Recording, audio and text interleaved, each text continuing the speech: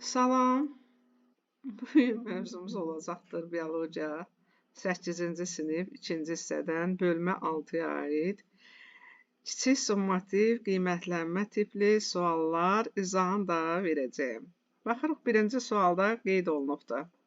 Qeyri-cinsi çoxalmanın səciyyəvi xüsusiyyəti ola bilər. Fikir verin, qeyri-cinsi çoxalmanın səciyyəvi xüsusiyyəti deyəndə baxırıq.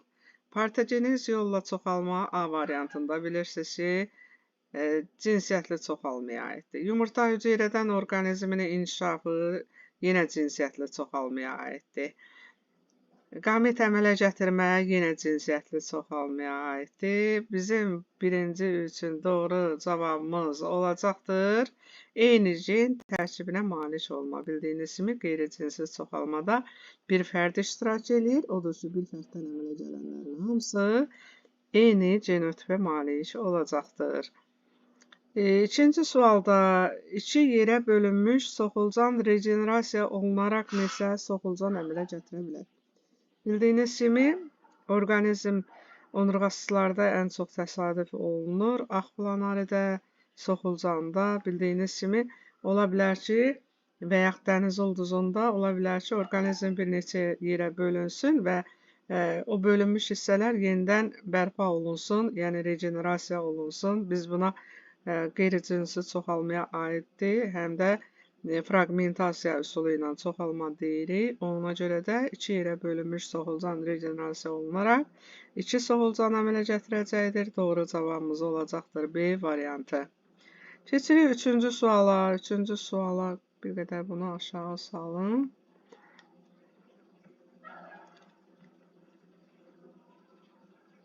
Üçüncü sualda soruşulur, ehtiyat qida maddələri ilə zəngindir. Bildiyiniz kimi ehtiyat qida maddələri ilə zəngin olan yumurta hüceyrədir ki, yumurta hüceyrədə yeni orqanizmin inkişafı üçün lazım olan bütün maddələr mövcuddur. Ona görə də üçüncü üçün cavabımız olacaqdır. B variantı. Keçirik dördüncü suala. 5 əksin genotipi eyni olarsa, bu orqanizmin əmələ gəlməsində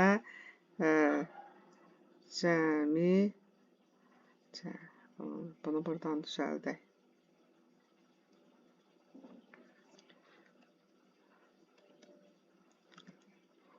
Cəmi neçə qamet iştirak edə bilər? Baxırıq. Bax, burada eyni orqanizmin əmələ gəlməsində 5 əksin genotipi eyni olarsa, bu eyni yumurta əksi deməkdir. Eyni yumurta əksinin əmələ gəlməsində isə cəmi 2 qamet iştirak eləyir.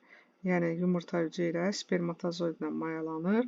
Odur ki, doğru cavabımız D variantı, C variantı olacaqdır.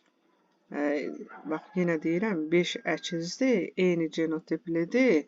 Deməli, bu eyni yumurta əksidir. Ona görə də eyni yumurta əkizlərin yaranmasında bir yumurta hüceyrə, bir spermatozoid iştirak edir.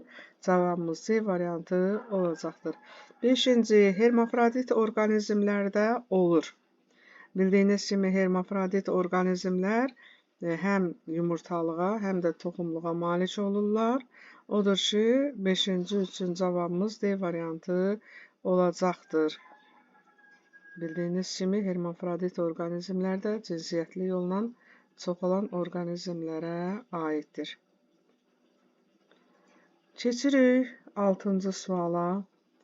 6-cı sualda deyir, implantasiyadan sonra bətin daxili inkişafın nöqtələrin yerinə uyğun olanı yazacaq. Rüşeyin dövrü başlayır. Yəni, bura rüşeyin yazılmalıdır. 6-cı üçün. Keçirik 7-ci sualda. Uyğun olmayan bəndi seçin. 2 dölün bir cifti olarsa, deməli, bax, 2 dölün bir cifti olarsa, deməli, eyni yumurta əksidir. Uyğun olmayan bəndləri seçin dediyinə görə biz burada səhv cavabları düz kimi götürəcəyik. 7-ci üçün ona görə də bizim cavabımız, bax, bildiyiniz kimi eyni yumurta əkizləri bacı-qardaş ola bilməz. Ona görə A variantını götürəcəyik. Genləri eynidir, götürmürük. Eyni cinslidir, götürmürük. Mayalanmada 2 yumurta iştirak etmişdir. Bu da yanlışdır. Ona görə də yanlışı biz düz cavab kimi götürdüyümüzə görə D-ni də götürürük.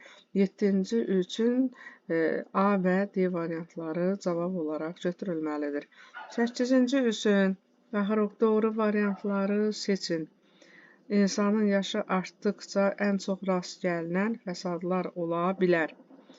Baxırıq insanın yaşı artdıqca hansı fəsadlar ola bilər? A-da deyir sümüklərdə üzü maddələrinin artması, bu yox ola bilməz. B-də deyir sümük sıxlığının faizlə azalması, bax bu ola bilər, B-ni götürürük. Sonra C-də deyir sümük sıxlığının faizlə artması yox ola bilməz. Metabolizm sürətinin artması, bu da ola bilməz. Çünki bu gənc yaşlarda metabolizm sürəti inkişaf dövründə artmış olur. Yerdə deyir metabolizmin sürətinin azalması, bildiyiniz kimi yaşa dolduqca, yaş artdıqca metabolizmin sürəti də azalır. Ona görə Y variantı da götürüləcəkdir. Sümükdə duzların artması, bu da yenə doğru variant olaraq götürüləcəkdir. Onun 8-ci üçün bizim cavabımız olacaqdır B, Y, E bəndləri. 9-da soruşulur. Baxırıq burada 9-da. Rüşeym qatlarından formalaşır. Baxırıq. Rüşeym qatlarından formalaşan nədir? Bildiyiniz kimi yumurta hüceyrə qametdir, spermatozoid qametdir. Sarı cisim ovulyasiya prosesindən sonra sikldə yaranan deməli müvəqqəti daxili sekresiya vəsi hesab olunur və rüşeym qatlarından formalaşan isə D variantı orqanlar və orqanlar sistemini də qeyd edə bilərik. Orqanlar olacaqdır. 9 üçün D variantı doğru götürüləcəkdir. 10-cuya baxırıq, rüşeym inkişaf etməyə başlayır.